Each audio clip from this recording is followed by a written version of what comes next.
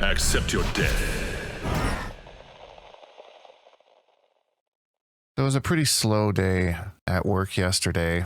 We're standing outside, and my boss hands me a little spray bottle and a little rag, and she says, "Here, you should polish your tires."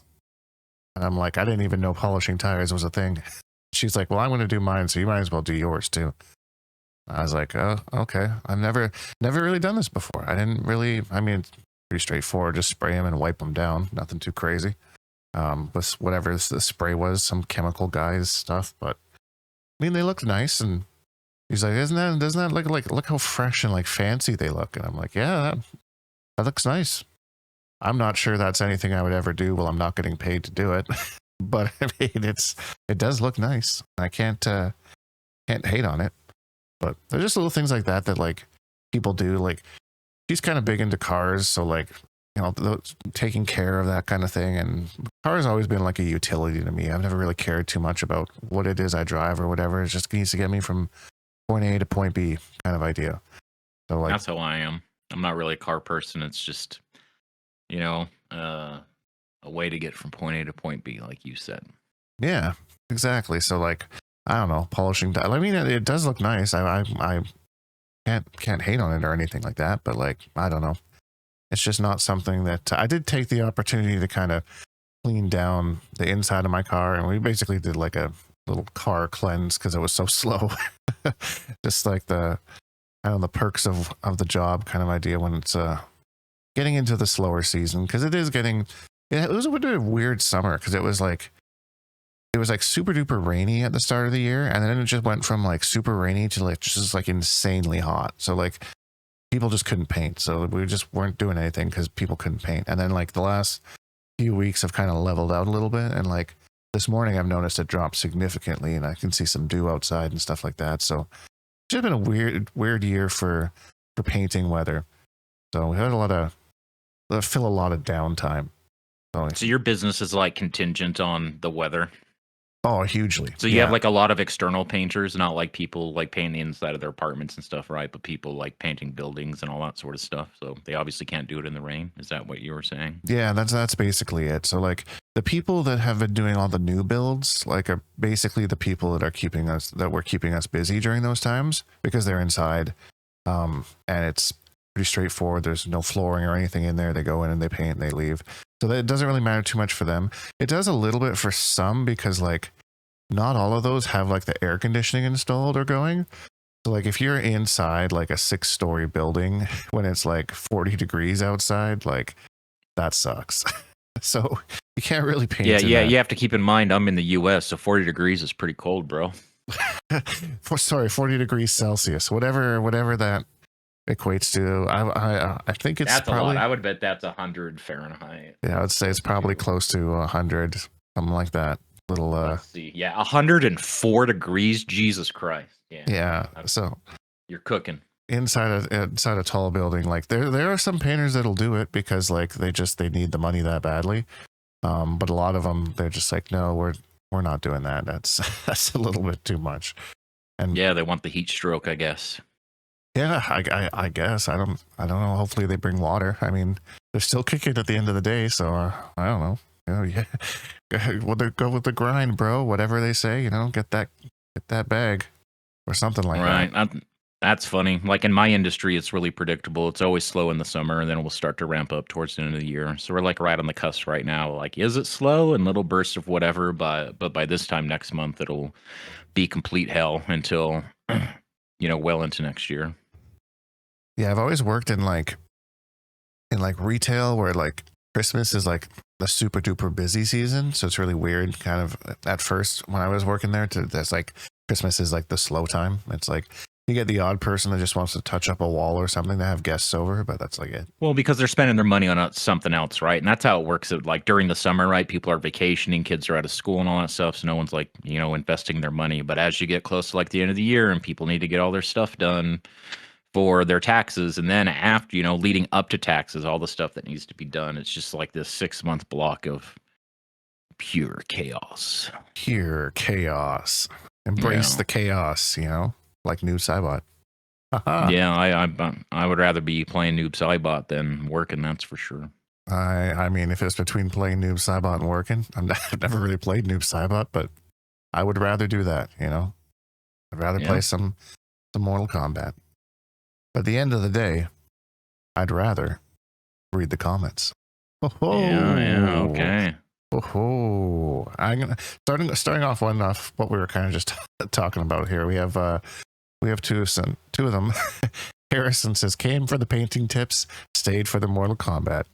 Hey, let's go. I love that. That's and then on the other side of things, Yake says came from Mortal Kombat, stayed for the painting tips. So there's your painting tip of the day. Don't paint in 100-degree Fahrenheit weather. You know, it's probably not good for you. You know, Nope. you may want to get that tan on or whatever, but that's that was actually a bit of a painting pun there because there's a tannin is like a thing in wood that can come there. I don't know. Anyways. Yeah, that might be a little too specific for the larger demographic. That's I'm getting a little bit too specific there, but I just know that I just made a painting pun there. So yeah. So and there's two other ones that I want to kind of they kind of go together here. Like Henlix says, you want training mode between rank sets. Why do we have to spend a third of all our time searching for player screen? Ice armor for the win in the striker meta. And then we have Slurms, who, again, I just kind of want to focus on the middle part of this comment here, but nowadays they only have data netcode and crappy single-player content, but the training mode is awful. I've tried numerous times to get into MK1, and each time quickly deterred by how dated it is. GGST and SF6, I can hit L3 and records opponent's action.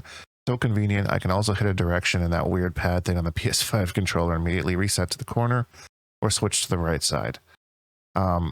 And this is something that I noticed when I was playing 2XKO the other day. I don't remember exactly what I was trying to do, but Hater, you were just like, oh yeah, just press this and this and it'll just send you immediately to the corner.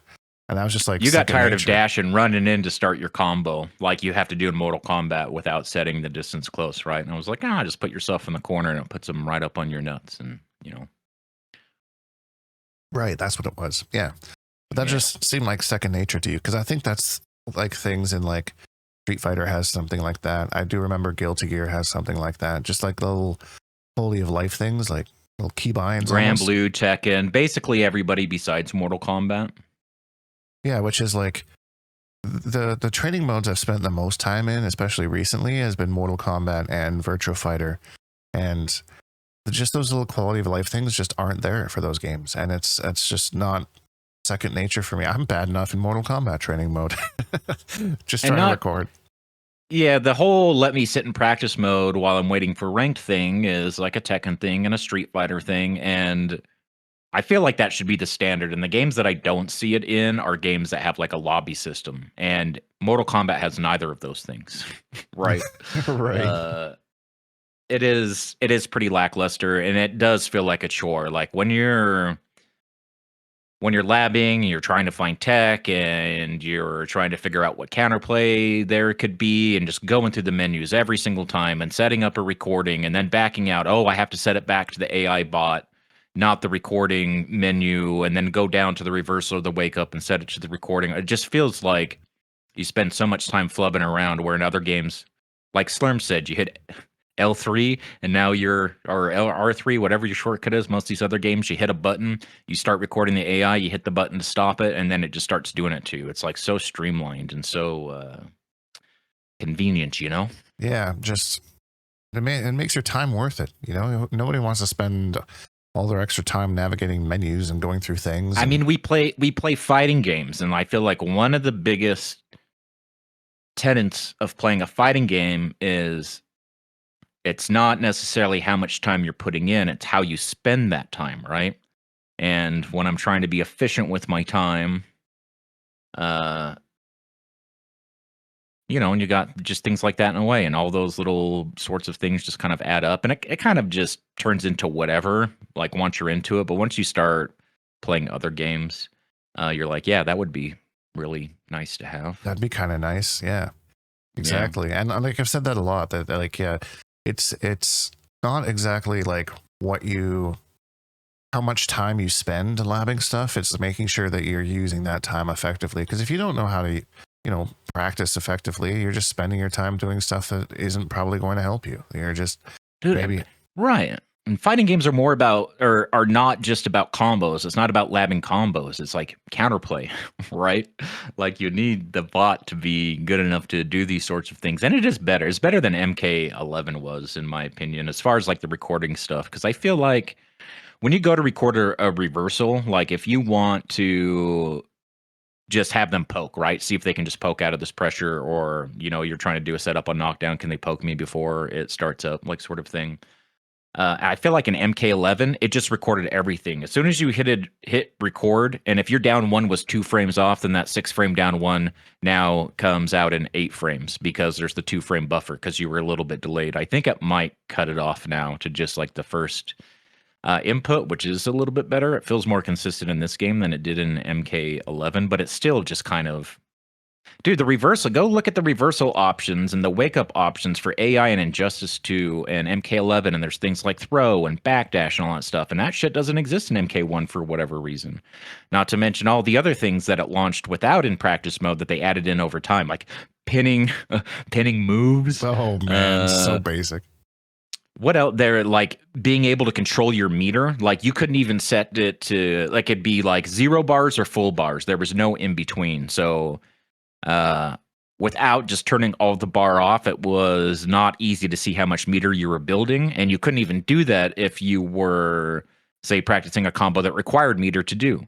Things like that. So I don't know. Maybe I feel like they're self-aware. Hopefully, they're in tune to a lot of the feedback, and it's like, well, we just don't have the time or the resources because of MK1 things. Hopefully with this next coming game, they are going to like more than make up for the things they kind of fell short on in this game. I would hope. I would also hope. Yeah, I think that's kind of the expectation from most of the community that, you know what? Yeah, you fucked up with this one. So you better come out strong out the gate with the next one. So Right. Still no official confirmation about what the next title is. So we won't know that for a while, I don't think. Yeah, I've said this a couple times already, but I'm hoping for like something at the Game Awards. So that's just around the corner. I think that's the soonest. I think that's the soonest we would see an announcement would be the Game Awards, which I think is in December. Aren't those usually in December? Yeah, early December, I think. Yeah.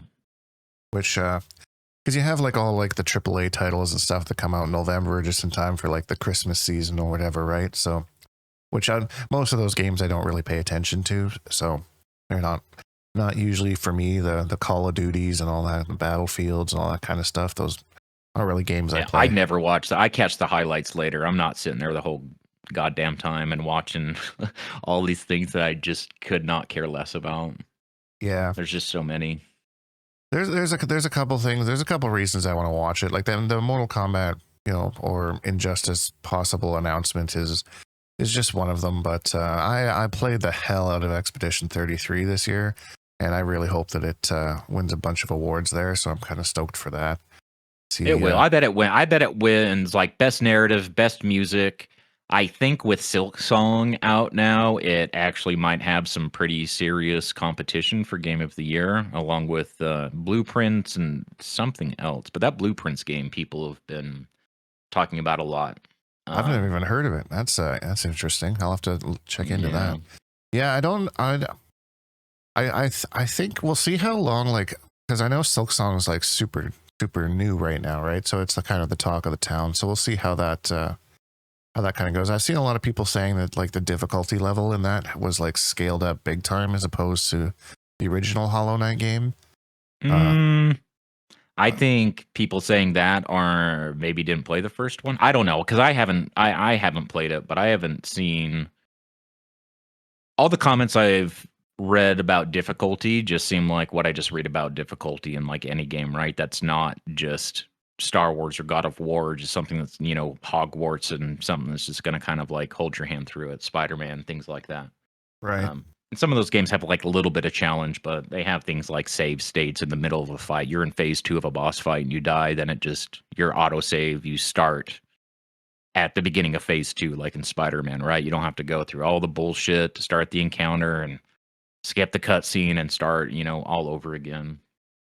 Yeah. So, Yeah. I don't know. I've heard minor quality of life complaints about like some of the controls and things that people were hoping to have seen changed in the last, I think, 6 years or something.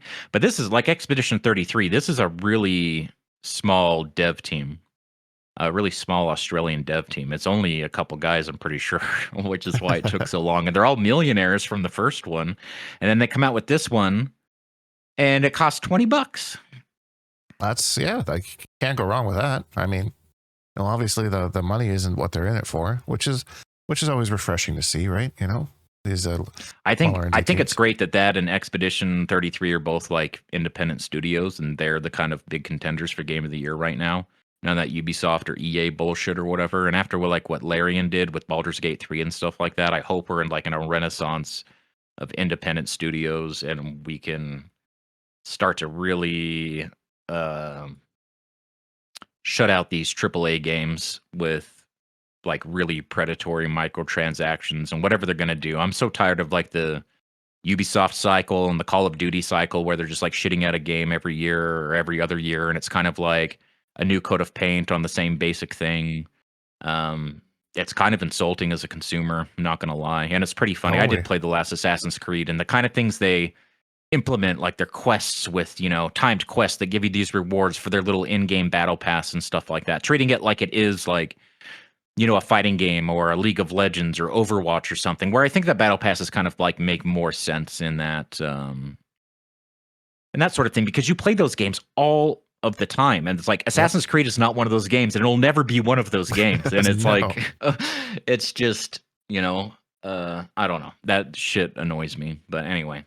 Yeah, no, it's actually the main head of the Expedition 33 team left Ubisoft to make this game, because he was saying he was getting kind of bored with that cycle and all that kind of stuff, and had been working on that game for like close to 5 years, like started during the pandemic kind of idea. So right, it's cool. And like even like last year, the whoever the head of was it Larian Studios when they won Game of the Year said next year you're going to see the same thing. It's going to be a small studio that really like has passion for their games, and like not these AAA things. You're going to see the same thing happen here again.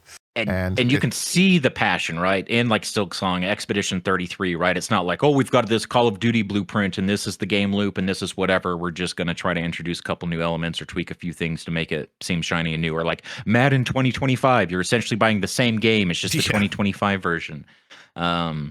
Or whatever. But yeah, you can definitely feel into like the passion is reflected.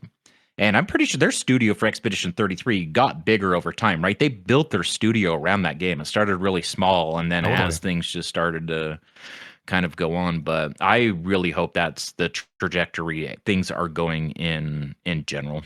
Yeah, no, I definitely agree. And I think it would, if I had to guess the Game of the Year, it would be between Expedition 33 and Silksong so far. And I wouldn't be mad if either of those won. If Call of Duty swoops in and beats both of those, then I'm never watching that show again. Yeah.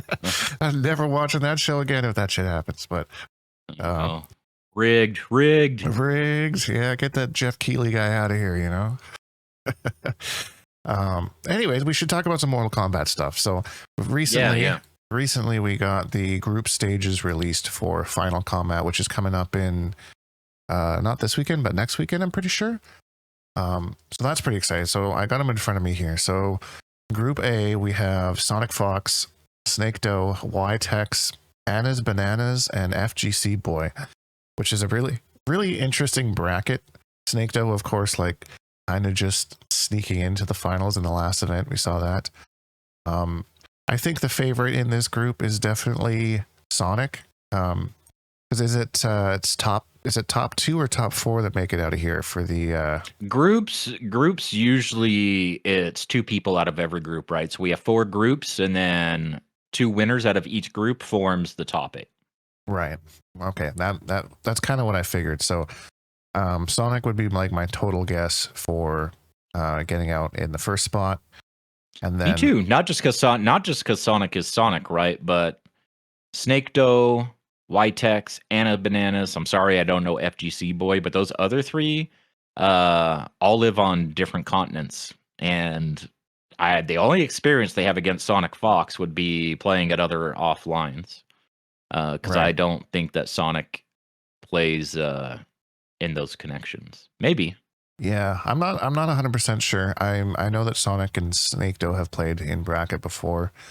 Uh Not sure about Ytex. I think outside of Sonic, like it could be kind of a mix up in this bracket. Like I'm not familiar with FGC Boy either. I think qualified through the Australian league. So complete wild card as far as as far as I know, as far as how good / bad. I don't even know the character that he plays. So it'll be interesting. Anna's Bananas I know is really good. Ytex had an amazing showing. I believe winning that one Pro League event and then coming in top 8 in the second one to make it into the group. So it's kind of a toss up. Snake Doe seems to be, like, in my mind, kind of a favorite, but I think that could be just because they were grinding so hard at the end of the league. They were seeing them at every single event, like just kind of like Gurr, like just boom, boom, boom. They're in the bracket every single time and doing well. So I mean, that could be why I think that. But it's an interesting bracket otherwise. I think I'm looking at all these groups, and they're all, obviously these are the people that qualified for Final Combat, so they're all going to be beasts. But this might be, if I was in this, or if I won LCQ, that's probably the last bracket I'd want to be, or the last group I'd want to be in is Group A. But then I look at these other groups, it's like, I wouldn't want to be in there either. No. Group B, Connie Mani, Lavender Rain, Online Kale, Tekken Master, and Broseph. That is going to be a bloodbath. That's going to be that, man. The Tekken Master is kind of the one that I haven't really seen much from recently. Like, obviously, Tekken Master is Tekken Master. We know, amazing player. I just haven't really seen him play Mortal Kombat recently, so I don't know what he's cooking up for. He's not traveling and stuff as much, and I know he's playing Tekken 8, but I know that he plays a really basic, really mean Baraka. I don't know what cameo, but he is definitely going to be ruining somebody's day, I predict. Yeah, I mean, like, safe bet's probably Baraka Striker at this point, but, Tekken Master just super solid fundamentals, can never count him out. But you see kind of on the lower end of the seeds in this, just because, didn't really travel that much, but still made it in. I think, again, qualified through his region, if I remember correctly. Same with Broseph. Broseph's always my favorite. I'm super biased towards Broseph. He's just such a cool guy. Well, he's a Quan player too. Fellow Quan player. Although I don't know that he qualified using Quan. I can't remember which character he was playing. I want to say it was like Rain or something, but not sure. The Takeda, maybe? I don't know. I don't know. I'm not going to speculate because I don't know. But I am excited to see. I hope Kale brings out the Kung Lao just swinging right from the get-go. Get that Homelander shit out of here. I just want to see that Lao sector. But that might be my favorite, just MK1 period across all players. Watching Kel play Lao Sector, I don't know, it does something for me. And I'm not even that big of a Kung Lao fan, but it's cool. I know you've messed around with Sector a lot, especially with Molina. So maybe it's just like you understand the synergy of that cameo a lot to really appreciate what that team does. Maybe, but usually when Kale pulls it out, it's in some crazy like comeback scenario, anyways, and usually pulls it through. So we'll see if. Kale kind of starts with that from the get-go, and because a lot of people are saying that Homelander really fell off. Like at the top level, like Homelander he's still good, but like as far as competitively, he kind of falls off a bit. What changed? Just from that last thing that took away his what did they do to him last? Took away an overhead? Well, they made the low the mid, right? The forward 4, but that was that was not his most recent nerf. Did they do something else to him? Not that I can remember. I think it's just the way that other characters have been elevated have kind of just moved him down a bit. They scaled his grab, right? This last patch when they did that to like Havoc and stuff like that too. So the Homelander Farah. I mean, that's what happens when you have a character that only synergizes with one cameo that also happens to be strong. One little adjustment from the character or the cameo, right, can just kind of like make it fall apart. So, yeah, you only have one viable team, like that's what happens, you know. So and the thing with Homelander too is like his dash is annoying, but like all the options are highs outside of his little kick that doesn't give him anything. So it's, I don't know. You couple that with his little grab nerf, and then the fact that a lot of other characters have been elevated up, it just kind of moves him down. That's and I kind of like to see that a little bit, because that's how the balance works. Like, it's not saying that Homelander is completely like irrelevant or he's an absolutely terrible character now. It's just Dude, there's he's more still options. way strong. Yeah, way strong. Lots of options. Homelander Darius is kind of fucked up. If you ever played that team, you know, you'd knock you down with an overhead. Now you got to guess with 50-50. I think lots of characters in Darius is kind of fucked up since the Darius buffs again. And I've seen a lot of people mention they're seeing a lot more Darius in Combat League. So I certainly have. So I wonder if how much we'll see in the final combat, because Darius got that glow up. So we'll see. We'll see. Group C: Nicholas, Rewind, MK Javier, Zeus. How I say that? And Tweety. And I don't think we've seen Tweety on offline in this game at all. Question mark? Nope. Not even like the first season of Final Combat? So, yeah, I'm pretty sure this is Tweety's return to competition since MK11. So I'm pretty sure he dropped T1000. I saw him tweet that, like, sorry for not streaming. I'm just playing a new team and I want people watching me. I'm sure he's got other reasons, right? But so I do not expect to see T1000 from him. We should take bets on what character it is. It's going to be Baraka or Melina, I would guess. Yeah, my guess is going to be Baraka or Ghostface, because Ghostface Striker right now is looking pretty busted, and I know Tweety likes the busted stuff. He also likes the simple stuff. Right. So Baraka, he was at first he was. I think he's been playing Baraka since the beginning, and he was Baraka Cyrax, and then nerfed Cyrax, and then he moved on to Baraka Striker. And when they nerfed Striker, he was probably the loudest in opposition to that, and he like went into a serious downward spiral character crisis sort of thing, I think, until T1000 came out, which is why he was so like, oh, and then they nerfed that too, right? I finally get a character after like all this stuff, and now you know they nerf it. So I wouldn't be surprised if he's just back on the Baraka Striker.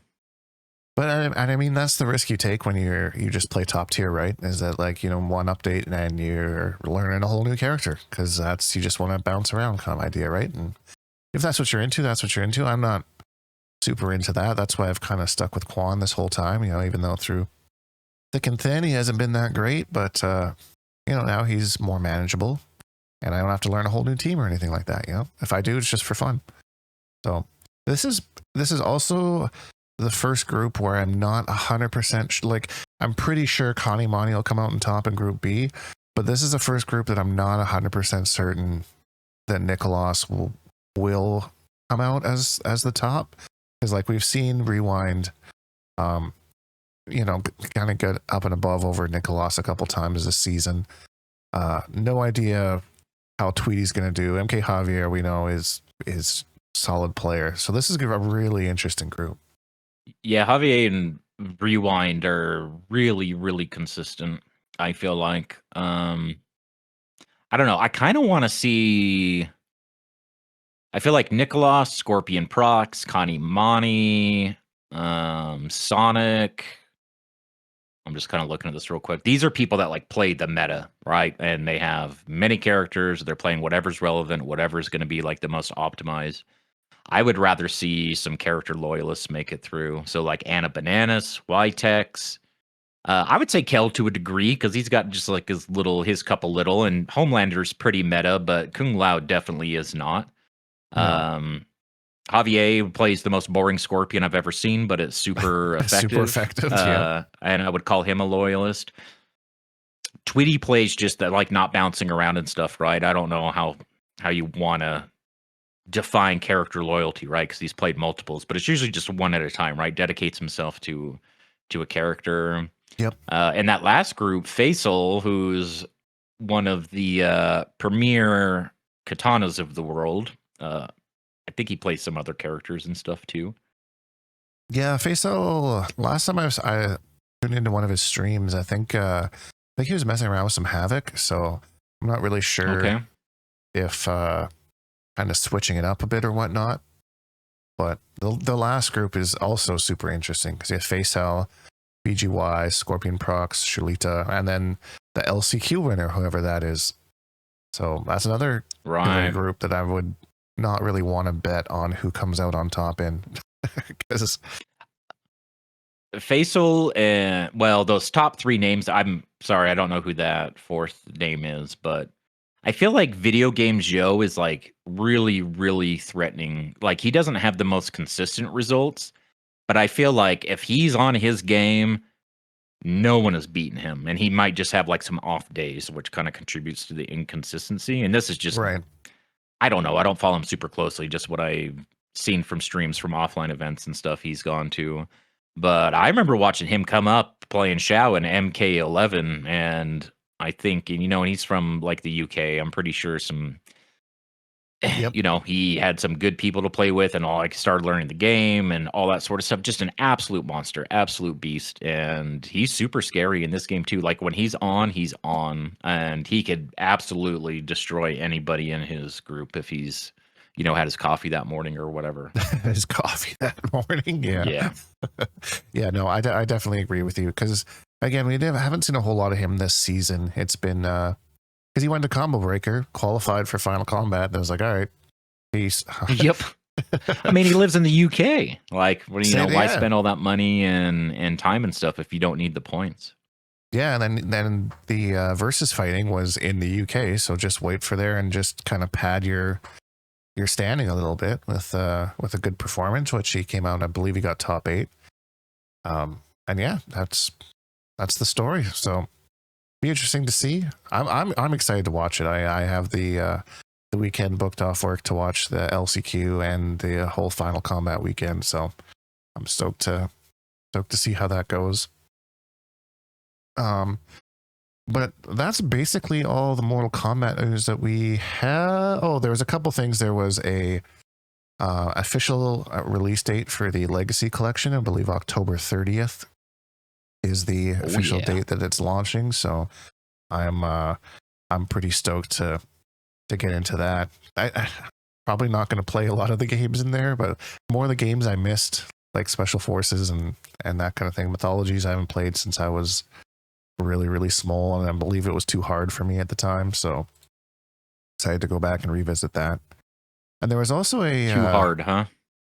That's what I remember. I was like 10 when it came out, so I don't really I don't ever remember beating it, so I don't really remember how it ends, which is funny because there's some Quan Chi lore in there too that I'm just can't really remember.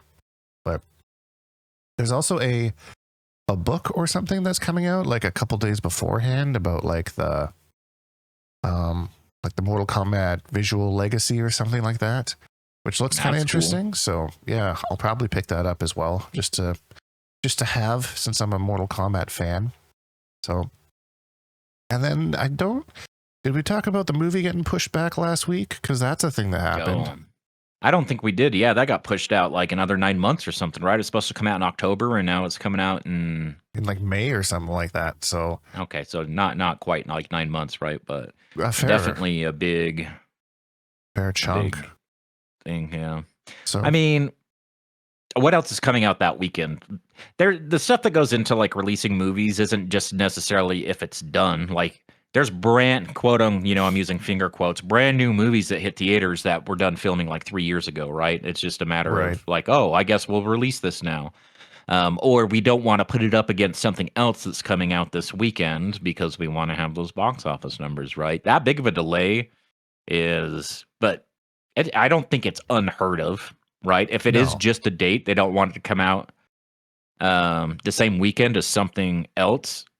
And they could have everything else booked up until the next availability, right? And that'll be better to do it in May because this is what will be coming out that same weekend or what we anticipate. Or I don't know if that's the motivation, but I know that pushes stuff back.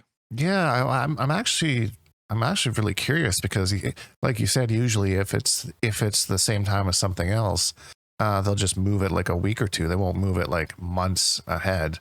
So the fact that they announced a release date for it and then kind of delayed it after that makes me wonder if there's something more especially like moving it to something like May, because like something like Mortal Kombat would do better kind of in the fall around like Halloween, spooky season kind of idea, I would think. May is like blockbuster summer hits type release. Like that's just I don't know. My Like leading into it, right? The summer is definitely that, but the kids aren't quite out of school yet. You know, it's not quite summer there, but this movie's been through some shit. It got delayed by COVID. I'm pretty sure it got delayed by the writer's strike. And then it got announced to come out in October, and now it's delayed another 7 months. So who knows? I wonder if it, you know, part of me is like going back to that Sonic the Hedgehog thing where they released the trailer and they're like, hey, here's the Sonic movie. And everyone's like, that is nightmare fuel. Why is that on the screen? You can't release that. Why'd you do that to his teeth? Yeah, why'd you do that to him, bro? And then they completely like reanimated him, which was huge. So I don't know if they got some feet, because like the trailer was okay. I thought Baraka was a little janky. I didn't like his voice compared to what we're used to. It seemed weird. I didn't like his face makeup. Yeah, it looks like rubber. Like the way he's talking and his teeth start bending outwards, it just looks like a dude with prosthetics on his face. It doesn't look convincing at all. Like the MK2 and he doesn't look movie. like a badass either. He looks like a dude with a bunch of stuff on his face. Yeah. So I don't know if they got like some feedback from that they didn't like. So they're just like, well, maybe we should redo that. I'm sure they pay attention. They screen test things all of the time, right? That Superman movie was like in its 7th or 10th revision or something, the version that we saw, and all the screen testing they did beforehand was like, well, if you're going for a more kind of like dramatic tone or whatever, the movie's way too funny. It seems like a comedy, right? And so they go reshoot and they edit out, you know, sorts of things to try to like level it out or to even it out, and then they screen test it again, and then they screen test they're putting all these millions of dollars into it. They're not just going to say fuck it, you know, we're going with our first instinct and throw it out into the world. Right. Movies like that definitely get screen tested, and they get adjustments in editing or reshoots or like whatever it may be to whatever they think will, you know, both achieve their goal, like what they're trying to like set out to do, and, you know, compromising with how they think that, you know, wider audiences will receive it. Yep.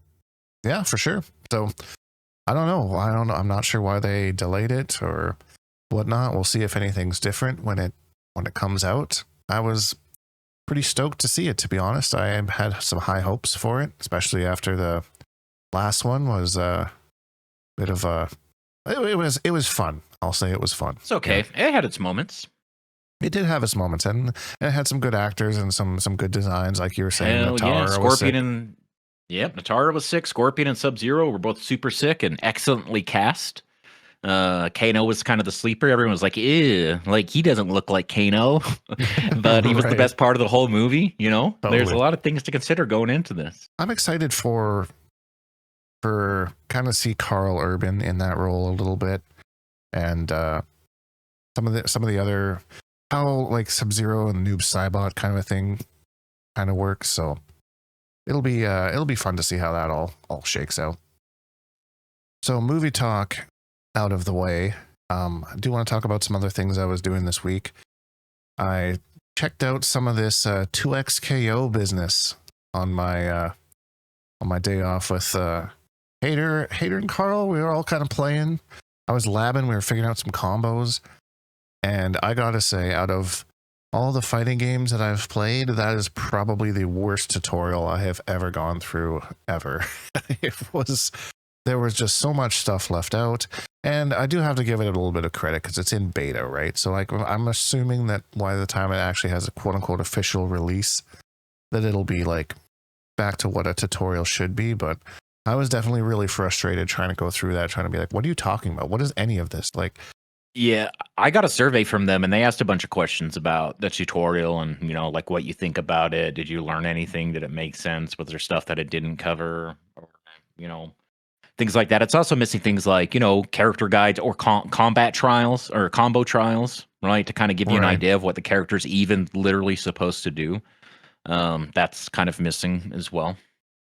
Yeah, and like, thank God I'm a fighting game player, because like if I was coming from like League or something and trying to learn fighting games through that tutorial, I would be uninstalling that. That game would not be for me, because like I only knew a couple things because I knew what the terminology was, and they're throwing this terminology at you, and it's like, It's like, man, like that's a good thing I know this, because if I didn't, I would be like, what the hell is that? What the hell is an air tech? What are you talking about? What is any of this? So Dude, there's so much. Like the game, the philosophy behind the game is, I mean, it's kind of a love letter to fighting games, period, right? People that play anime, people that play Marvel, people that play Street Fighter. It's trying to do a lot of everything. And it has a million billion mechanics. And along with those mechanics, it has a million billion button combinations to whether it's a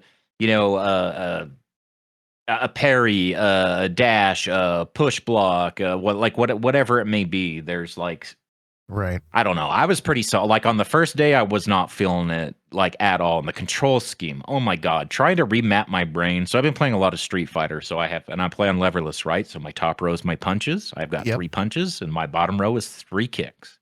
And this game, like we've seen in, games like, Grand Blue and Strive and whatever, it's got a light, a medium, and a heavy, or versions of those. And they kind of like go into each other, right? Lights lead to mediums, medium leads to heavies, like simple enough.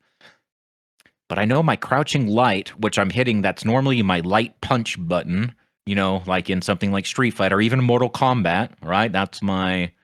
the number 1 in Mortal Kombat, my punch button, and if I want to kick, then that's the button right below it. And in this game, that's the special move. So my brain thinks like, okay, I'm going to do a crouching light, but I'm playing Jinx or whatever, right? And it's this little like kick thing. So my brain's like, all right, we want a crouching kick, and so it hits the wrong button. It has been a constant struggle to try to rewire my old man brain to the way I have to have my controller map to play this game. And it's coming along, but that first day I was big mad. I was like, this shit sucks. But every day I like it more and more. Like, I have not sat in practice mode just trying to figure out what I could do, like whether it's setup or counterplay, whatever it is. It makes me feel like I'm back in practice mode in Injustice 2 with Enchantress, right? Because I got capture states, I have setups, putting other shit on the screen, and then trying to do something to trap them into it, or like whatever it may be. It is insane. Like, I cannot believe how much variety there is, not just with the assist, but like even like just a character's basic combo pathing. That all like, and some is more optimized for damage than others, but a lot of it does really similar damage. And I think that just goes to show how much they kind of considered player expression. It's not just like you play Mortal Kombat, oh, here's your B&B, right? If you're not doing that, you're doing yourself a disservice, because it's not even a better situation. Right. It's less damage and not even a better situation, right? Because it doesn't really have that much depth as far as like knockdowns and things like that. But this game, you can do all sorts of shit, and it's all pretty, a lot of it is kind of, some of it's like 1 damage away. Sometimes it's a little bit more than that and stuff, but that's the price you pay for just not want to do a super jump in your combo or something, right? So you end it like another way. But I would say it's kind of like on par, which really lends into the player's individual expression of the character, which I think is very, very cool. I like that more than... I'm an NRS boy, so I'm not used to that sort of thing, The basic bitch, here's your B&B kind of idea. Right. So yeah, I don't know. I'm a little smitten, I would say. My opinion of this game goes up by the day. I have been enjoying it as well. I am playing Jinx and Vi, and you were helping me with some combos there, and like just like 1 or 2 routes, you're like, okay, well, we could do this 3 different ways. You could do this, this, or that. Or you could do this, or that. And I was like, well, hold on, just let me get 1 down first, and then we'll go into like the different iterations. And since then, you sent me all sorts of tech of all the different ways that she can do things. So, the first day we played some games, and I was not ready for that. We played duos. We went in to play duos because there was 4 of us, right? And Dink's first day, and he's I was see, and this is what gets me salty, because like people say all the time, like, oh, how do you stay so calm and cool? And it's because most of the time, like, I understand, like, oh, I mashed there, and that's why I lost. Like, oh, I guessed incorrectly. It is what it is. But I had no idea what I was supposed to be doing, and that was really frustrating me because when I don't know why I lost, that gets me upset because then I'm like, But it's like, "Ugh." so I understand if you have 1,000 hours in the game and stuff like that still happening, right? That's a big. When I get salty at games and frustrated with the games, it's because I feel like my time investment in the game is not reflected in like what's happening. There's something I'm not getting, something I'm still not understanding or whatever. But to do it so early on doesn't make as much sense to me. It's like you show somebody like a picture of a tree. What color are these leaves? Well, they're green, right? Right. Are they green? You could talk to a painter, someone who's been painting leaves and doing whatever, you make them from nothing. It's actually got browns and yellows and, all sorts of stuff in it, which is what makes it look like a three-dimensional object, an actual organic thing that's out in nature. It's not just green. It's, multiple different colors. And that's the sort of stuff. So that's my analogy, right?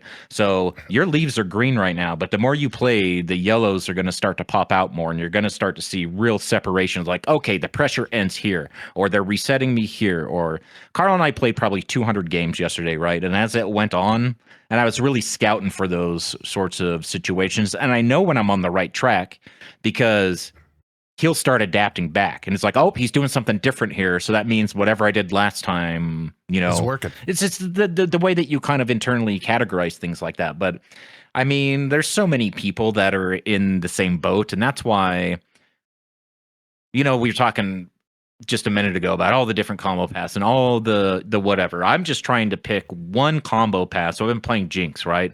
And my combo, I'm ending a certain way because that combo can lead me to any super or set up Oki.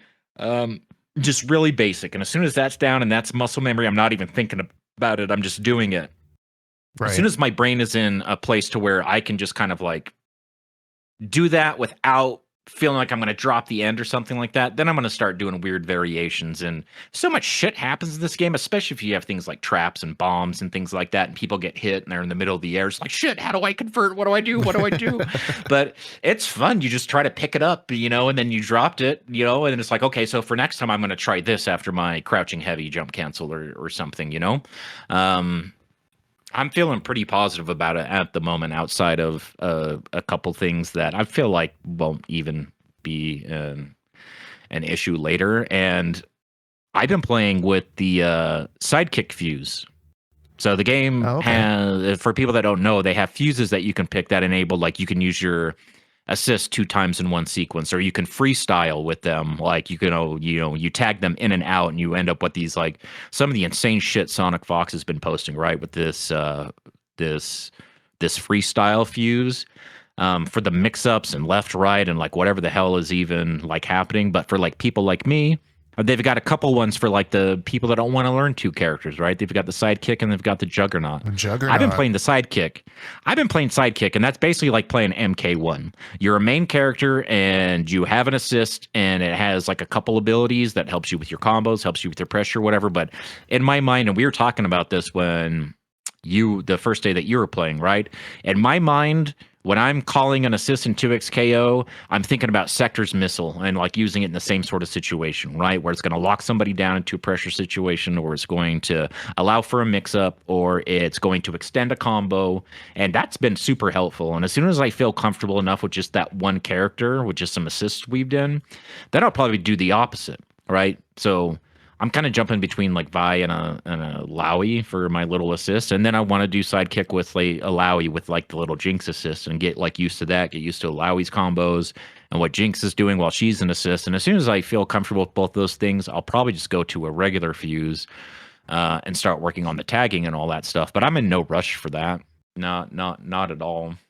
It's enough to have to think about with one character. I think the fuse system is super cool because like it really allows you to play like the type of game that you want to play. Like if you want to play like an assist fighter, you can play an assist fighter. If you want to play a true tag fighter, you can play a tag fighter. If you want to play just a one-on-one, you can Juggernaut and go right in there. Like Juggernaut's kind of fucking broke right now. Oh my god, there's some crazy, and I would say they definitely need some like tweaking. Like Fury seems a little like overtuned right now. Fury's like what your breaker turns into once you your assist is dead. Your team member is dead.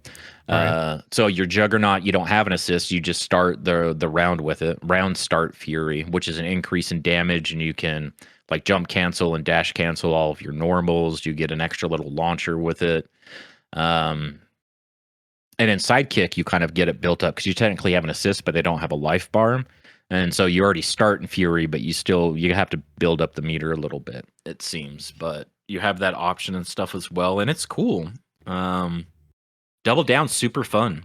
Double Down allows you to combo a super into your teammate's super, and you get that in Sidekick too. So that's a nice little perk, just adding on.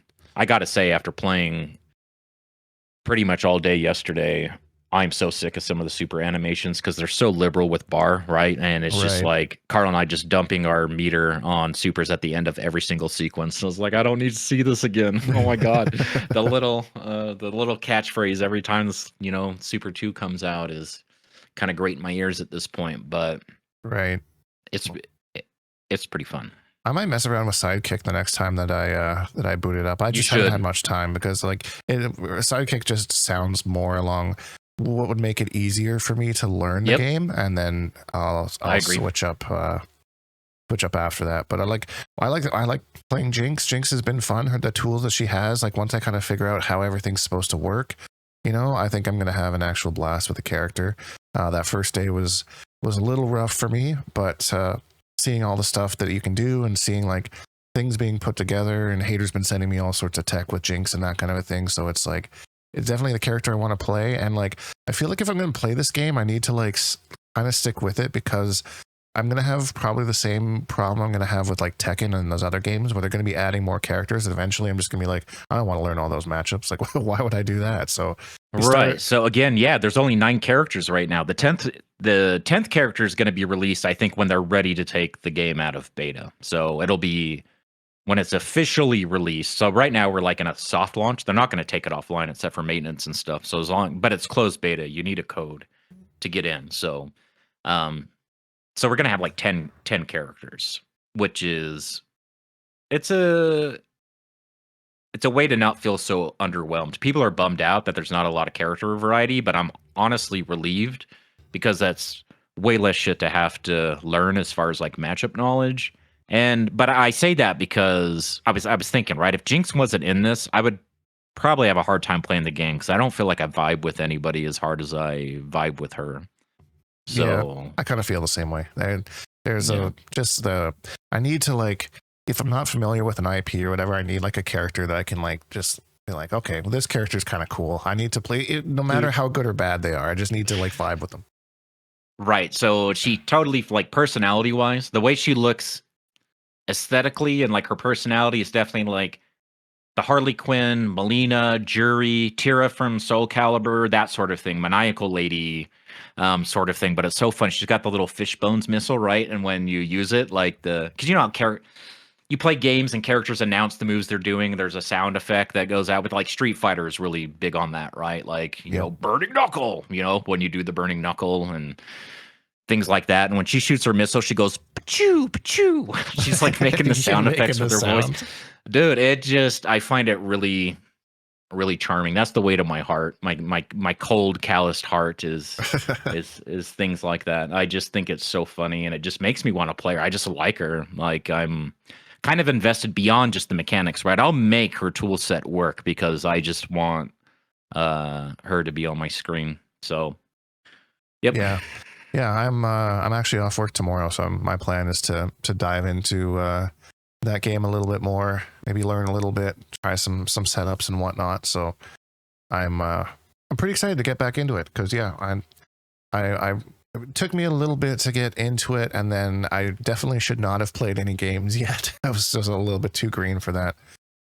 So maybe tomorrow. I'll dive in some more. There's no stakes, right? It's a good way to kind of like learn. And here's my thing, and this happens to me with like literally every single game, or like when I'm picking up a new character or something, is that I don't want to play any games until I have a basic idea of going on. I'm using finger quotes when I say basic because I think basic should be like just your normal punish combo, your anti-air combo, maybe a setup or something, and knowing an Oki off of like your main combo if you get Oki, right? But I go way above and beyond that And it's like, I've got this for this, and I've got this for this situation. And they're like, oh, if they, here's my whiff punish, and here's all this other like sort of shit. But the second you're in a game, it's like, okay, I just keep hitting this over and over and over again. Like, this is the one that you just realize the situations that you end up in games, like, just so much easier. And it's like, why am I worried about this super nuanced, super specific sort of thing when I really just need to be focusing on this thing that just keeps happening every single game, every single round, over and over and over again. Right. That was a big part of my experience yesterday playing and stuff. And it's like, okay, I just keep hitting this Gatling gun into missile over and over, just like stray hits into supers and stuff like that. So I spent some time this morning like, okay. And the game can move kind of like cracked and fast. And so it kind of leads to you feel like you have to rush in your inputs and stuff so you don't drop the window. But the game's pretty liberal with some of its timings. You have time to hit confirm and things like that. It's not so much of a scramble. So don't let that deceive you either. Yeah, I still have to, I don't know, go through some of the stuff that you sent me and just kind of like, I don't know, recreate it and just kind of understand where the spacing is, where it leaves me, what other characters' options are from those screens. Because, yeah, I was trying to do kind of some traditional quote unquote zoning, and the Jinx definitely has a different way of doing that from how I kind of felt playing her. So we'll see if I can. I feel like she zones that. in pressure. What's really cool about Jinx, and this is like what I was like, if you kind of like are navigating around neutral, you got some spacing, right? So you're not going to be punished, and so you can do like her down special 2, which you can use to go forwards or backwards at the same time, where she shoots into the ground and kind of gets all lobbed up, and then on her way down, she can shoot one of her missiles in the air. And if you get one of those low enough, and you can see that they're blocking it, then you're just dashing up into like pressure, and then you can duck out of that pressure using the exact same thing. So you're kind of like this in and out and in and out and in and out. And, stuff can be parried. It's important to like mix up your options and not be predictable, because you're going to get parried and punished, especially doing, just like the Gatling gun and missile and stuff like that on block. But I got into a pretty cool little ebb and flow a few times where I felt like I was in 1 second and out another second. And what I did out allowed me to get back in again. And then I disengaged, and and you can get so much shit on the screen. It's insane. So it's not your traditional, it's not like, okay, Injustice 2, Starfire throws out a projectile, and then she hits her trait. Wait, is she going to hold the trait? Wait, is she going to meter burn the trait? Oh, it's zoning. It's not that sort of thing to where they just die trying to make their way into. I mean, they can die trying to make their way into, depending on how impatient they are and stuff like that. But I feel like I don't want to say less neutral zoning, because I'm a scrub and I'm sure there's plenty and someone's going to roast me and stuff, but it's more of like what in instances where you're like disengaging from pressure, and then you can start doing stuff, or you get a little knockdown, a couple things on the screen, and then you can start going ham. But she's got a million things she can use to kind of control space with projectiles, her clappy, the little monkey with the symbols and stuff, and she's got the traps, and man, she's so cool. And then she's got the electric missile that she that builds over time. I always forgot about that. Dude, any stray missile hit can be visually hit confirmed. And if you have that static one, you just go right into that, and then they get frozen. Or they get, they're in the capture state, and you just dash in for your combo. I feel like she's one of the easier characters to play in that regard, because you get reward off of things that other characters are way too far away to even do anything about, Right. Yeah, no, she definitely commands the screen for sure, from kind of like anywhere, and that electric missile is so good. It's so good. I was having some trouble kind of getting my dash like to connect from different areas on screen into it. So that's one thing I'll be working on when I dig back into it tomorrow. But I'm stoked. She's got a lot of tools, and she seems like my character. So. Yeah, and a thing in this game is that there's a lot of 2-in-1 canceling. So you kind of have an inherent mind game. So if you do the missile and they block it, and then you just send the follow-ups, shocker missile as a 2-in-1 cancel, because they block the missile, they're ready to come charge in and take their turn, and then they get whacked by that for a full combo. Or you have the threat of it, and so they don't just come charging in once they think your pressure's over. They block something because you have like the threat of that, and so now you get to steal a turn or use that extra time to move back or do whatever it is you're going to do.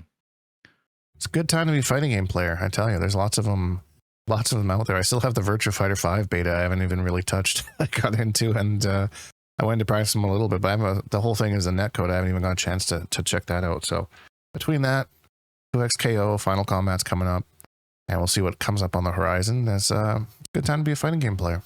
Lots of stuff out there, but that's going to be it for us for another week. As always, if you enjoyed this video, please leave a like because it really helps me out, and subscribe if you haven't because I make new videos almost every single day. Hashtag Bonehawks, all that stuff, and we'll see all you Bonehawks in the next video.